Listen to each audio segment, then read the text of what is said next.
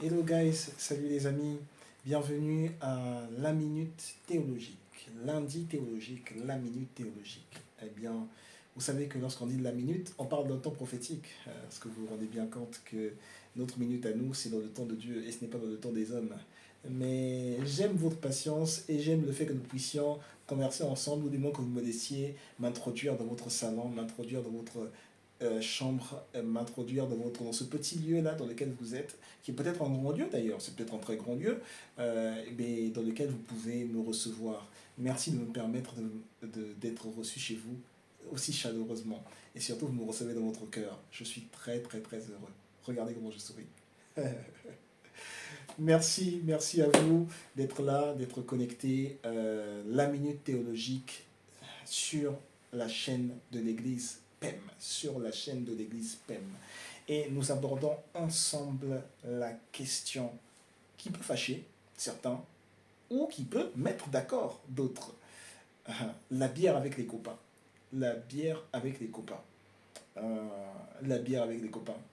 Appelle tes amis, nous allons parler de ça. Réunissez-vous, réunissez-vous, réunissez-vous. Là, vous êtes dans une petite soirée, ce petit moment là, juste après le travail, ce petit moment juste après l'église, ce petit moment juste après la prière. Réunissez-vous, la bière avec les copains, nous allons parler. Et surtout, partage ce lien, la bière avec les copains. Partage ce lien sur ta story WhatsApp, partage ce lien à ton entourage. S'il y a des gens, quand on dit partage ce lien, ils se disent non, je le garde pour moi. Non! Est-ce que tu as honte de dire, de dire que tu regardes quelque chose qui s'appelle la bière avec les copains, et pourtant tu es avec tes copains et tu bois de la bière? Non, tu vas pas avoir honte. Non, non, non. Ici, parlons franc et parlons vrai. Surtout, le Seigneur veut que l'on soit franc et que l'on parle vrai. Surtout avec les hommes. C'est étrange parce que les hommes sont plus dans les actions et en fait ils ne sont pas dans les paroles. Et souvent c'est une difficulté entre un homme et une femme. La femme veut que l'on parle et l'homme veut être dans l'action, dans l'activité. Ça fait que les hommes vont être peut-être plus rapidement attirés vers le sexe alors que la femme veut que l'on mette des standards de base. Et en fait il faut un certain équilibre. Agir mais parler. Parler pour agir. Agir pour parler. Parler pour agir. C'est surtout cet équilibre-là que l'on veut atteindre ensemble. Partage ce lien, partage ce lien, partage ce lien, alors que je suis là et alors qu'on va passer un merveilleux moment ensemble. Prends ta tasse, ton verre d'eau, prends ton verre de lait si tu préfères, prends même ton gâteau alors qu'on va parler ensemble. La bière avec les copains. Qu'est-ce qui est intéressant en fait dans la bière avec les copains? Est-ce que c'est le fait d'être avec les copains ou est-ce que c'est le fait de partager une bière? Est-ce que la bière c'est le moment, est-ce que la bière constitue le moment convivial ou est-ce que le moment convivial est constitué par les personnes avec qui tu es? Parce que si tu réfléchis bien, il suffit d'avoir quelque chose qui vous réunit, peut-être, pour passer un moment convivial. Il suffit d'avoir une boisson qui vous réunit pour passer un moment convivial. En général, la plupart des gens te diront que la bière a un goût amer. Mais après, il y a différents types de bières dans lesquelles on ajoute beaucoup d'additifs, beaucoup de colorants, etc., etc., qui fait que même dans l'apparence de la bière, en fait, il y a quelque chose qui semble attirant, attrayant. Mais la bière, pris à un certain niveau, te fait ressentir le niveau d'alcool. Donc derrière, ce que tu recherches, c'est est-ce que c'est la fête? Est-ce que c'est le niveau d'alcoolémie? Parce qu'on peut bien faire la fête sans avoir à consommer de bière. Est-ce que, est-ce que ce que tu recherches, c'est la fête ou est-ce que tu recherches le niveau d'alcoolémie? Est-ce que c'est l'alcool qui va te permettre de voir les choses et de ne pas de briser certaines barrières à un certain moment, ou est-ce que c'est autre chose? Est-ce que pour briser certaines barrières, tu as réellement besoin de consommer de l'alcool? C'est là la véritable question. Parce que dans la foi, on brise des barrières. Moi, avec la foi, je brise des barrières. Donc, avec ma foi, je brise des choses, je fais des choses que je n'ai pas l'habitude de faire. Avec la foi, je fais des choses surnaturelles, difficiles. Avec la foi, je m'étends.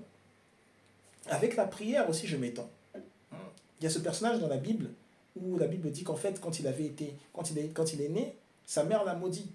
En naissant, à la naissance, sa mère l'a maudit. Sa mère a dit non, non, non, non, je ne peux pas avoir un enfant qui me tue. Mais cet homme a dit plus tard Seigneur, étends mes limites. Éternel, si tu étends mes limites. Il avait besoin d'avoir et de voir que ses limites s'étendaient. Je vais te rechercher, je vais te retrouver ce passage-là qui dit Seigneur, étends mes limites. Mais alors que je suis en train de dire cela, j'aimerais que tu te poses la question, que tu poses la question surtout à ton ami, tu poses la question à ton voisin. Est-ce qu'en fait, quand on se retrouve, l'idée c'est de sortir de là avec un degré, un niveau d'alcoolémie supérieur, ou est-ce que l'idée c'est de passer un bon moment ensemble? Parce que si on peut passer un bon moment ensemble, il y a différentes choses que l'on peut faire sans atteindre un certain niveau, un certain degré d'alcoolémie. Parce que si tu vas voir aujourd'hui ton médecin et que tu dis à ton médecin que toutes les semaines, tu vois un de tes amis, que tu bois une bière, ton médecin te dira non, non, non, ce n'est pas bien. Ton médecin t'interdira certainement cela. Donc pourquoi le problème se poserait-il lorsque c'est la Bible qui t'interdit cela, alors que ton médecin à lui-même t'interdira cela? Peut-être même que ton père t'interdira cela. Pourquoi le problème se poserait quand on te dit que c'est la Bible qui t'interdit cela?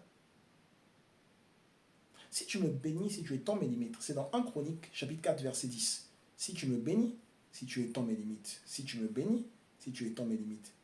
Cette parole a retenti aux yeux de Dieu, au point où, effectivement, euh, je vais retrouver son nom, mais au point, effectivement, l'homme qui a prononcé cette parole a vu ses limites être étendues.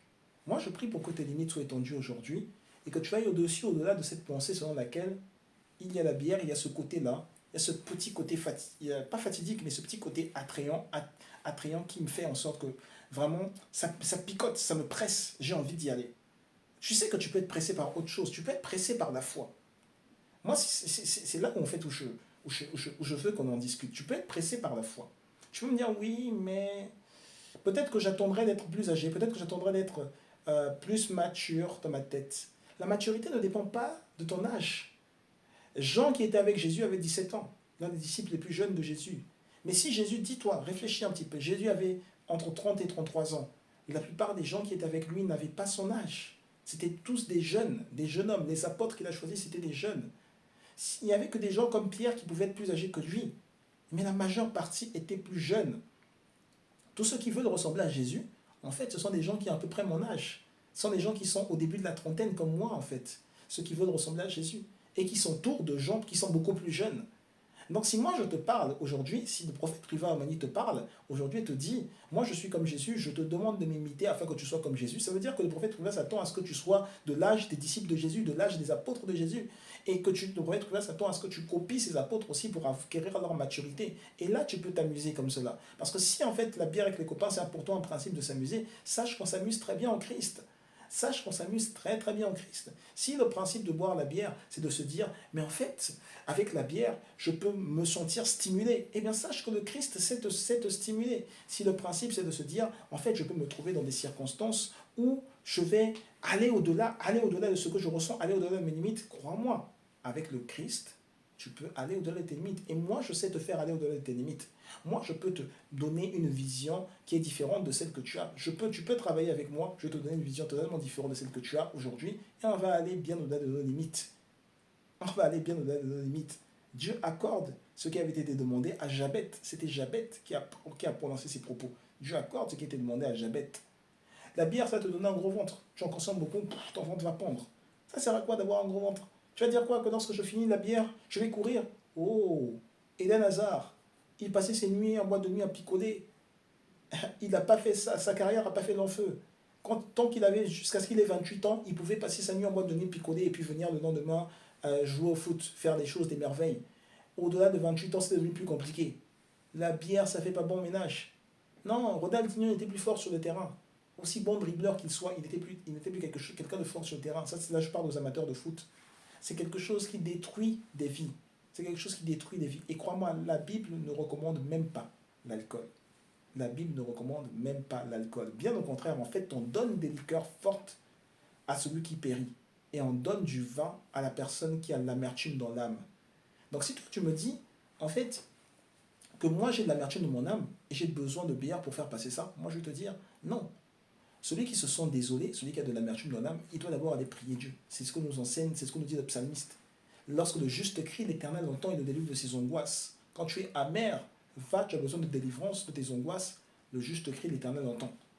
Et le Seigneur peut te faire, effectivement, on l'a déjà dit dans la prière, le Seigneur va te faire oublier ce que tu as vécu et le Seigneur va te faire te focaliser sur quelque chose de beaucoup plus important.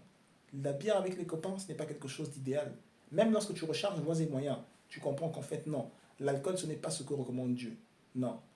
Les sacrificateurs, les lévites, on leur interdisait de boire de l'alcool, surtout quand ils rentraient dans le temple. Déjà, eux-mêmes, ils ne buvaient pas d'alcool. Mais encore plus si tu dois rentrer dans le temple, tu vas mourir. Malheur, c'est Isaïe 5,11. Malheur à ceux qui boivent de bon matin, qui courent après des boissons enivrantes et qui avant la nuit sont échauffés par le vin. Malheur. Non, tu ne peux pas bien travailler.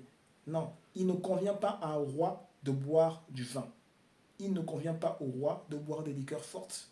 Il ne convient pas. Non. Crois-moi, même lorsque Jean-Baptiste est né, on avait dit qu'il serait grand devant le Seigneur et qu'il ne boirait ni liqueur forte ni liqueur enivrante. C'est pour cela que si tu veux être grand devant le Seigneur, tu devras t'abstenir de boire des liqueurs enivrantes. Tu devras t'abstenir de boire du vin.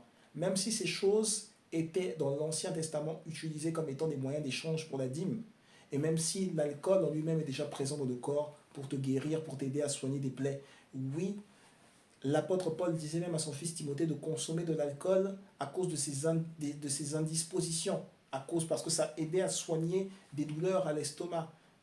Quand un médecin te donne des médicaments, dans les médicaments, il peut y avoir de l'alcool. C'est pour ça que parfois tu peux te sentir troublé. Mais la question de la bière, ce n'est pas pour aller mieux. Ce n'est absolument pas pour aller mieux. C'est pour ça qu'aujourd'hui, là, c'est une vidéo qui semble un peu thérapeutique, mais c'est une vidéo qui t'appelle à Jésus-Christ. Et aujourd'hui, j'aimerais que tu écoutes la voix du Seigneur. L'endroit, si la Bible te dit ne vous enivrez pas de vin, c'est de la débauche, soyez au contraire remplis du Saint-Esprit. C'est parce que le même endroit dans le cœur où l'alcool frappe, où l'alcool picote, c'est le même endroit où le Saint-Esprit picote aussi dans ton cœur. La dureté de ton cœur va faire en sorte que tu vas te dire la solution la plus facile, c'est l'alcool. Mais crois-moi, si tu respires un petit peu et que tu te laisses aller à la douceur de ta pensée, tu verras que la solution la plus simple, c'est le Saint-Esprit. Et aujourd'hui, le Saint-Esprit veut t'emmener à lui. Aujourd'hui, le Seigneur veut t'emmener à lui. C'est un pont, une brèche qu'il t'ouvre là, pour que tu sois connecté à lui, pour que tu sois connecté à sa fréquence, la fréquence divine, la fréquence de la foi, la fréquence de Dieu. Je suis prêt, moi, à te conduire dans son élan de prière, à te conduire dans un moment spécial d'intimité, dans lequel tu partages maintenant une nouvelle intimité, une nouvelle relation avec Jésus-Christ. Si tu me tends la main, je suis prêt à être utilisé par Dieu pour te guider dans cette relation avec le Saint-Esprit. Ce démon d'alcool, tu dois le laisser de côté. La puissance du Saint-Esprit peut venir sur toi et t'emmener à vivre des variations maintenant de ton caractère. L'alcool, ça détruit des familles. L'alcool, ça tue des régions. L'alcool, ça tue des boulots. L'alcool, ça tue des destinées. Il est l'heure qu'aujourd'hui, tu vives de façon différente. Ne te dis plus dimanche après le culte, la bière avec les copains. Ne te dis plus la journée, la semaine, la bière avec les copains. Dis-toi la vie avec l'esprit, la vie avec mes frères et sœurs en Christ. On sait s'amuser en Christ. On sait s'amuser en Christ. Et les bonnes personnes que l'on recherche dans ce monde, ce sont des personnes qui ne boivent pas, ne font pas la bière avec les copains. Ce sont des personnes qui savent s'amuser en Christ. Va postuler à de grands postes. Dis que oui, quelquefois je prends la bière avec les copains. Tu verras que ce n'est pas quelque chose que l'on retiendra de toi. Un grand avenir, ça implique une attitude pure. Et cette attitude pure, tu peux l'avoir avec le Saint-Esprit. Aujourd'hui, je te communique par ces paroles, par le souffle qui est émis de moi, je te communique une grâce nouvelle. Vivre avec le Seigneur. Vivre dans la paix et l'amour du Christ. Tu n'es pas seulement en train de me regarder, tu es en train de faire un élan maintenant de cœur nouveau. Par cet élan de cœur, je te dis, tu es fatigué, tu es chargé, viens à Jésus. Il te donne du repos. Ce repos t'est transféré dans ta maison là où tu es. Ce repos t'est transféré derrière cet écran derrière lequel tu m'écoutes.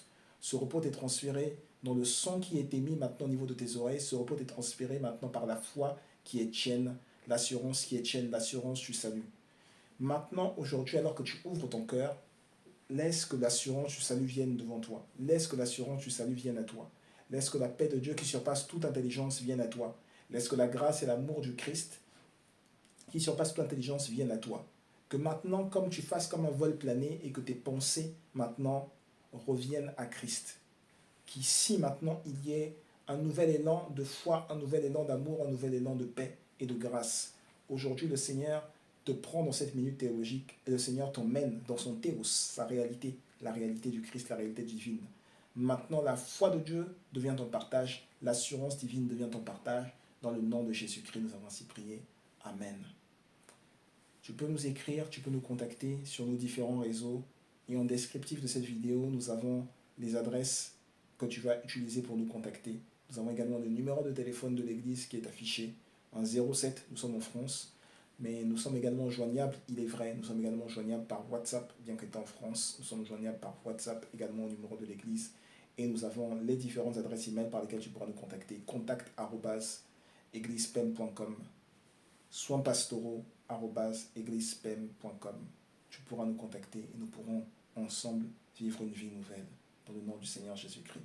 Nous nous retrouvons pour nos programmes hebdomadaires déjà demain mardi, mais nous nous retrouvons également mercredi, nous nous retrouvons dimanche à l'église 6 avenue Pierre-Selvi à Gonesse. Que le Seigneur te garde, que le Seigneur te bénisse. À très très bientôt, à très vite. C'était ton frère Priva. Merci.